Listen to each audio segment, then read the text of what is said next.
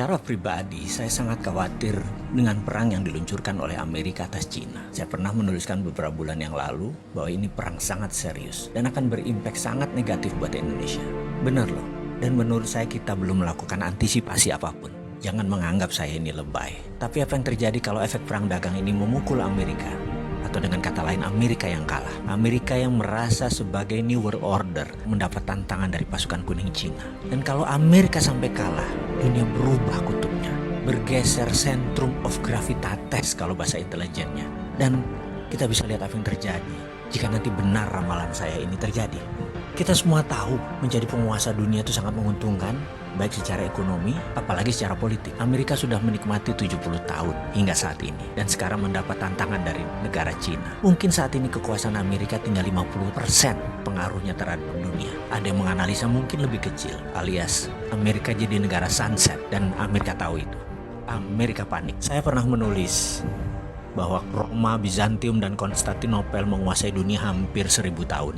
Dalam 1000 tahun itu, Roma ditantang 8 kali oleh kaum barbar versi Roma. Namun akhirnya tumbang juga oleh Genseric. Ini tidak usah saya ceritakan kali ini, tapi saya tulis lengkap di buku hitam. Jangan pernah berkata saya tidak pernah memperingati Anda. Kita balik ke cerita tentang Amerika dan perang dagang dengan Cina. Sekarang belum 100 tahun Amerika sudah mendapatkan tantangan super hebat yang Amerika tidak pernah bayangkan sebelumnya. Secara militer, mungkin Amerika masih mendominasi. Namun secara teknologi, Cina sudah menyamai. Secara perdagangan, Cina sudah menguasai dunia. Secara logistik dan distribusi, Cina yang menang. Uang, Wall Street, Cina punya sendiri. Cina punya Hudsonian New Economic Model. Kalau sosial media atau informasi, apakah Amerika yang pemenangnya? Mungkin di dunia ya saat ini.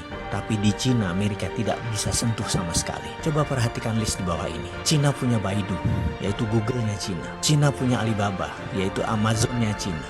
Cina punya Didi Sucing, Uber-nya Cina. Weibo adalah Twitter-nya Cina. Renren adalah Facebook-nya Cina. WeChat adalah WA-nya Cina. Youku adalah YouTube-nya Cina. QQ adalah Gmail-nya Cina. Dia sudah lengkap untuk mengantisipasi semua hal yang Amerika unggul kesannya secara teknologi atau sosial media.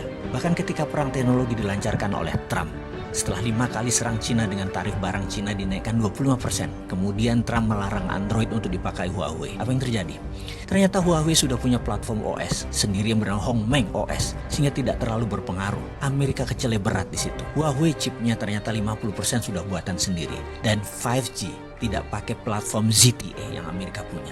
Di sisi bisnis, Huawei sudah dipakai sebagai platform operator telekomunikasi di 100 negara di dunia ini, yang membuat Huawei tetap beroperasi sebagai penyedia alat telekomunikasi dunia. Bayangkan, ketika 100 negara tersebut memakai 5G tahun depan ya, apa yang terjadi dengan Amerika?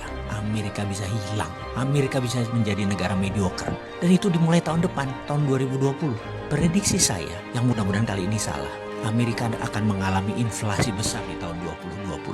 Di sisi lain, tahun itu juga tahun politik di Amerika. Trump pasti habis-habisan akan berjuang untuk jabatan kedua kalinya, yang akan membuatnya semakin tidak terkendali memblok barang-barang Cina, yang akan membuat harga retail, harga di Amerika naik 20%, karena ketergantungan akan produk Cina di Amerika sudah lebih dari 40%. Efeknya, bayangkan di tahun 2021, dunia bisa kena resesi imbas resesinya Amerika. Dan ini bisa memicu sebuah kata bijak. The end of trade war is the beginning of military war. Berakhirnya perang dagang adalah saat dimulainya perang militer. Pertanyaan kita sekarang, Indonesia siapkah?